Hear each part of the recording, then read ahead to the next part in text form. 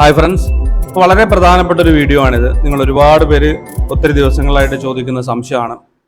സിലബസിലെ change എന്തൊക്കെയാണ്? ജൂണിലെ examination അത് ബാധിക്കുന്നുണ്ടോ? നമ്മുടെ ജൂൺ എക്സാമിനേഷനായിട്ടുള്ള പ്രിപ്പറേഷൻ എങ്ങനെയൊക്കെയാണ്? ഈ കാര്യങ്ങളാണ് നമ്മൾ ഈ വീഡിയോയിൽ കൃത്യമായിട്ട് ചർച്ച ചെയ്യുന്നത്. അപ്പോൾ വീഡിയോയുടെ വിഷയത്തിലേക്ക് കടക്കുന്നതിന് മുമ്പായിട്ട് പ്രധാനപ്പെട്ട ഒരു കാര്യം പറയാനുണ്ട്. നമ്മുടെ എല്ലാ കോഴ്സുകളും ഇപ്പോൾ 50% ഓഫറിലാണ് കോഴ്സുകളുടെ ഫീ വരുന്നത്. ഇതുവരെ നമ്മളിങ്ങനെ ഒരു ഓഫറുകളൊന്നും നൽകിയിരുന്നില്ല. നമ്മുടെ 100K സ്പെഷ്യൽ എന്നുള്ള രീതിയിലുള്ളൊരു ഓഫറാണിത്. അപ്പോൾ അതുകൊണ്ട് തന്നെ നിലവിലുള്ള ഫീസിൻ്റെ പകുതി മാത്രമേ ഇപ്പോൾ നിങ്ങൾ എല്ലാ കോഴ്സുകൾക്കും ഫീ അടക്കേണ്ടതുള്ളൂ. അത് കൊമേഴ്സ്, അതുപോലെ തന്നെ English, Malayalam, Arabic, computer science, economics, എല്ലാ മെയിൻ വിഷയങ്ങൾക്കും അതുപോലെ ജനറൽ പേപ്പറിനും ഒരുപോലെ ബാധകമാണ്. അപ്പോൾ 50% ഓഫറിൽ പകുതി ഫീ മാത്രം നൽകിക്കൊണ്ട് നിങ്ങൾക്കിപ്പോൾ കോഴ്സിന് ജോയിൻ ചെയ്യാം. നമ്പർ ഇവിടെ കൊടുത്തിട്ടുണ്ട്, അതുപോലെ തന്നെ ഡിസ്ക്രിപ്ഷനിൽ നമ്പർ കൊടുത്തിട്ടുണ്ട്. നിങ്ങൾക്ക് കോൺടാക്റ്റ് ചെയ്യാം, വാട്സപ്പിലൂടെ കോൺടാക്റ്റ് ചെയ്യാം, വിളിച്ചും കാര്യങ്ങൾ അന്വേഷിക്കാം. ഇത്രയും കാര്യങ്ങളാണ് കോഴ്സുമായി ബന്ധപ്പെട്ട് പറയാനുള്ളത്. അപ്പോൾ നമുക്ക് നേരെ വിഷയത്തിലേക്ക് വന്നു കഴിഞ്ഞാൽ, ഫസ്റ്റ് നമ്മുടെ സിലബസ് ആണ്.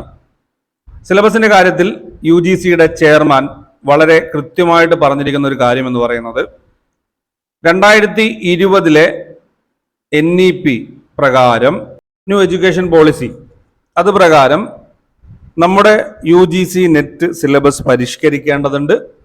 ആ പരിഷ്കരണവുമായി ബന്ധപ്പെട്ട് ഒരു വിദഗ്ധ സമിതിയെ രൂപീകരിക്കേണ്ടതുണ്ട്. അങ്ങനെ സമിതി സമർപ്പിക്കുന്ന സിലബസ് ആയിരിക്കും നമുക്കിനി ഉണ്ടാവുക എന്ന് പറഞ്ഞിട്ടുണ്ട്.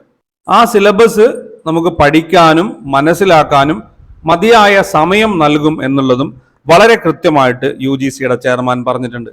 ഇത് ബ്രീഫായിട്ട് നിങ്ങൾ ഓർത്തു വെക്കുക. ഇനി നമ്മുടെ മുൻപേ ഉള്ള സിലബസിന്റെ കാര്യത്തിലേക്ക് വന്നു കഴിഞ്ഞാൽ, 2018 ഡിസംബറിലാണ് നമ്മുടെ സിലബസ് മാറുന്നത്. ആ ഒരു സമയത്ത് തന്നെയാണ് NDA പരീക്ഷ ഏറ്റെടുക്കുന്നത്. നമ്മുടെ പരീക്ഷയുടെ മോഡ് എന്ന് പറയുന്നത് CBTയിലേക്ക് മാറുന്നതും. ഈ ഒരു മാറ്റം 10 വർഷത്തിന് ശേഷമാണ്. 2017 വരെയുള്ള സിലബസ് എന്ന് പറയുന്നത് 10 വർഷമായി പഠിച്ചുകൊണ്ടിരിക്കുന്ന സിലബസ് ആണ്. അപ്പോൾ ആ ഒരു സമയത്ത് ഈ മാറ്റം വന്നപ്പോൾ പലർക്കും ഇത് ഉൾക്കൊള്ളാൻ കഴിഞ്ഞിട്ടില്ല. എന്നാൽ 1-2 പരീക്ഷ എഴുതുമ്പോഴേക്കും എല്ലാവരും ഇതുമായിട്ട് ഓക്കെ ആയി എന്നുള്ളതാണ്. അതുപോലെ തന്നെയാണ് 2024 ശേഷം വരാനുള്ള നമ്മുടെ പുതിയ സിലബസ് എന്ന് പറയുന്നത്. അത്രയും കാര്യങ്ങൾ മാത്രമേ അതിൽ നമ്മൾ മനസ്സിലാക്കാനുള്ളൂ എന്നുള്ളതും നിങ്ങൾ അറിഞ്ഞിരിക്കുക. ഇതിൽ ഒരുപാട് സംശയങ്ങൾ നിങ്ങൾ ചോദിക്കുന്നുണ്ട്. അതിൽ പ്രധാനപ്പെട്ട ഒരു ഡൗട്ട് എന്ന് പറയുന്നത്, ഒത്തിരി പേര് ചോദിച്ചിരിക്കുന്ന ഒരു ഡൗട്ട് എന്ന് പറയുന്നത് നെഗറ്റീവ് മാർക്കിൻ്റെതാണ്. പല സ്ഥലങ്ങളിൽ നിന്നും പല വീഡിയോ ഒക്കെ കോപ്പി ചെയ്ത് പേസ്റ്റ് ചെയ്തൊക്കെ നിങ്ങൾ ചോദിക്കുന്നുണ്ട്. ഇത് നമ്മൾ ആദ്യമേ പറഞ്ഞതാണ്. നെഗറ്റീവ് മാർക്കിന്റെ ഒരു കാര്യം നമ്മൾ ആദ്യമേ പറഞ്ഞതാണ്. NDAയുടെ ചെയർമാന്റെ ഒരു ഇന്റർവ്യൂ 2021 നമ്മൾ വീഡിയോ ചെയ്തിട്ടുണ്ടായിരുന്നു. നമുക്കറിയാം, നമ്മുടെ പരീക്ഷ എന്ന് പറയുന്നത് 150 ചോദ്യങ്ങളാണ്. നെഗറ്റീവ് മാർക്കിന്റെ ഒരു പ്രശ്നം എന്ന് പറയുന്നത്, നമ്മൾ അറിയാവുന്ന ചോദ്യങ്ങൾക്ക് മാത്രമേ നമ്മൾ ഉത്തരം എഴുതൂ. അപ്പോൾ ഈ 150 ചോദ്യങ്ങൾ തന്നെ വളരെ കൃത്യമായിട്ട് പഠിച്ചു പോകുന്നവർക്ക് ഒരു 10-15 ചോദ്യങ്ങളെങ്കിലും ഒഴിവാക്കേണ്ടതായിട്ട് പലപ്പോഴും ഉണ്ടാവാറുണ്ട്. അത് പല കാരണങ്ങൾ കൊണ്ട്. ഇത്തവണത്തെ എക്കണോമിക്സ് എക്സാമിനേഷനൊക്കെ പല രീതിയിൽ ചോദ്യങ്ങളൊക്കെ ഒഴിവാക്കേണ്ടി വന്നവരുണ്ട്. സമയം ഉണ്ടായിട്ടില്ല. 3 മണിക്കൂറാണ് നമുക്ക് ആകെ ലഭിക്കുന്ന ടൈം. ആ ഒരു സമയത്തിനുള്ളിൽ എഴുതി തീർക്കുക. പഠിച്ചവർക്കാണ്, കൃത്യമായിട്ട് സിലബസ് മനസ്സിലാക്കി ഒരു കോംപ്രഹെൻസീവ് ആയിട്ടുള്ള നോളജ് സബ്ജക്റ്റിലൊക്കെ ഉണ്ടാക്കി ജനറൽ പേപ്പർ വളരെ കൃത്യമായിട്ട് പ്രിപ്പയർ ചെയ്ത് പോകുന്നവർക്ക് സമയം തികയാറില്ല എന്നുള്ളതാണ്. അതിന് നമ്മുടെ NDAയുടെ ഭാഗത്തു നിന്നുള്ള പ്രശ്നം ഉണ്ടാവും. നമുക്ക് ചോദ്യങ്ങളെ വായിച്ച് മനസ്സിലാക്കാനുള്ള സമയക്കുറവുണ്ടാവും. ഇങ്ങനെയൊക്കെ വരും. അപ്പം അത്തരത്തിലുള്ളൊരു അവസ്ഥയിൽ നെഗറ്റീവ് മാർക്ക് വരുമ്പോൾ നമ്മുടെ ക്രൈറ്റീരിയ 6%, JRFന്റെ ക്രൈറ്റീരിയ 1%-ലൊക്കെ എത്തുക എന്ന് പറയുന്നത് നിങ്ങൾക്ക് തന്നെ ആലോചിച്ചാൽ മനസ്സിലാകും. ഇത് നിങ്ങൾക്ക് ആലോചിക്കാൻ വേണ്ടിയിട്ട് പറയുന്ന ഒരു കാര്യമാണ്. ഇതിൻ്റെ വ്യക്തത നിങ്ങൾക്ക് ഓരോരുത്തർക്കും ഇപ്പോൾ മനസ്സിലായിട്ടുണ്ടാവും. എന്തുകൊണ്ടാണ് നെഗറ്റീവ് മാർക്ക് ഉണ്ടാവില്ല എന്ന് പറയാനുള്ള കാരണം. ഇനി അടുത്തൊരു കാര്യം നെഗറ്റീവ് മാർക്കുമായിട്ട് ബന്ധപ്പെട്ട് പറയാനുള്ളത്, സിലബസിൽ ആണ് ചേഞ്ച് വരുന്നത് അല്ലെങ്കിൽ പരിഷ്കരണം വരുന്നത്. പരീക്ഷ രീതിയിലല്ല. പരീക്ഷ പാറ്റേണോ അല്ലെങ്കിൽ പരീക്ഷാ രീതികളോ ഒന്നും തന്നെ മാറ്റും എന്നുള്ളത് എവിടെയും ആരും പറഞ്ഞിട്ടില്ല. സിലബസിൽ മാത്രമാണ് മാറ്റം വരുന്നത് എന്നുള്ളത് നിങ്ങൾ മനസ്സിലാക്കും.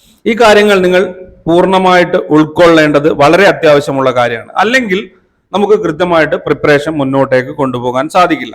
ഇനി ഇമ്പോർട്ടൻ്റ് ആയിട്ടുള്ള മറ്റൊരു കാര്യം, 2024 ജൂൺ എക്സാമിനേഷൻ ആയിട്ടുള്ള പ്രിപ്പറേഷൻ എങ്ങനെ മുന്നോട്ടേക്ക് കൊണ്ടുപോകണം എന്നുള്ളതാണ് പലരും ചോദിക്കുന്ന പ്രധാനപ്പെട്ട കാര്യം. അപ്പൊ സിലബസിലെ മാറ്റങ്ങളെല്ലാം തന്നെ നിങ്ങൾ മാറ്റിവെക്കുക. സിലബസ് മാറുന്ന സമയത്ത് അതിനനുസരിച്ച് നമുക്ക് മാറാം. അപ്പൊ നിങ്ങൾ ചെയ്യേണ്ടത് നിങ്ങളുടെ പാനിക് മോഡ് ഓഫാക്കുക എന്നുള്ളതാണ്.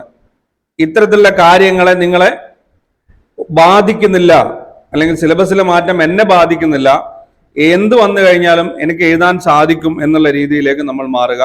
കാരണം നമുക്കറിയാം, നമ്മുടെ PG ബേസ് ചെയ്തിട്ട് തന്നെയാണ്, PG സബ്ജക്ട് ബേസ് ചെയ്ത് തന്നെയാണ് സിലബസ് ഉള്ളത്.